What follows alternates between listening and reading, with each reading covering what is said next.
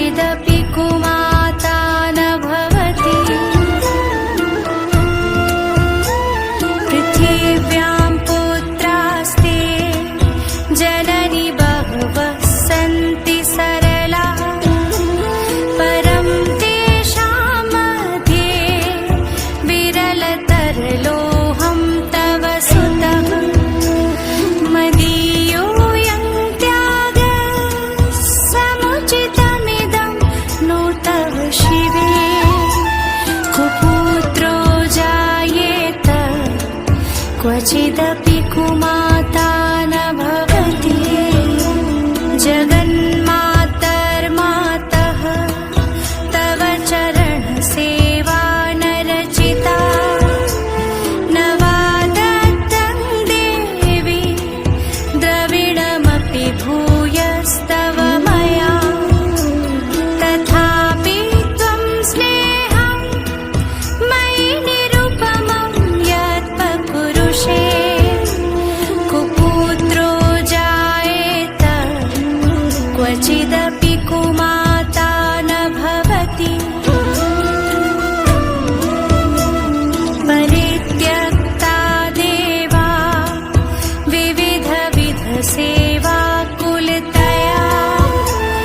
मया पञ्चाशीतेरधिकमपनीते तु वयसि इदानीं चेन्मातः तव यदि कृपा नापि भविता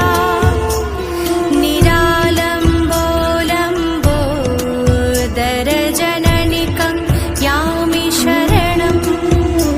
श्वपाको जल्पाको भवति मधुपाकोपमगिरा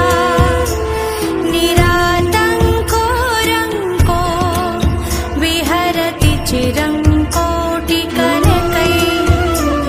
तवापर्णे कर्णे विशति मनुवर्णे फलमिदं जनको जानीते जननि जपनीयं जपविधौ चिताभस्मालेपो गरलमशनं दिक्पटधरो जटाधारी कण्ठे भुजगपतिहारी पशुपति कपाली भूतेषु भजति जगदीशैकपदवी भवानि त्वत्पाणि ग्रहणपरिपाटी फलमिदं न मोक्षस्याकाङ्क्षा भवविभववाञ्छापि च न मे न विज्ञानापेक्षा शशिमुखि सुखेच्छापि न पुनः अतस्त्वां सन्न्यासे जननि जननं यातु मम वै मृडानि रुद्राणि शिव शिव भवानीति जपतः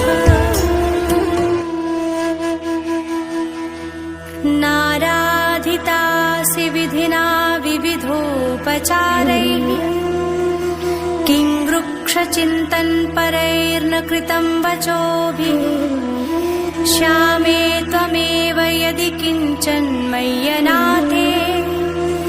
धत्से कृपामुचितमम्ब परं तवैव आपत्सुमग्नस्मरणं त्वदीयं करोमि दुर्गे करुणार्णवेशि नैतच्छटत्वं मम भावयेथाः क्षुधातृषार्ता जननीं स्मरन्ति जगदम्ब विचित्रमत्र किं परिपूर्णा करुणास्ति चेन्मयि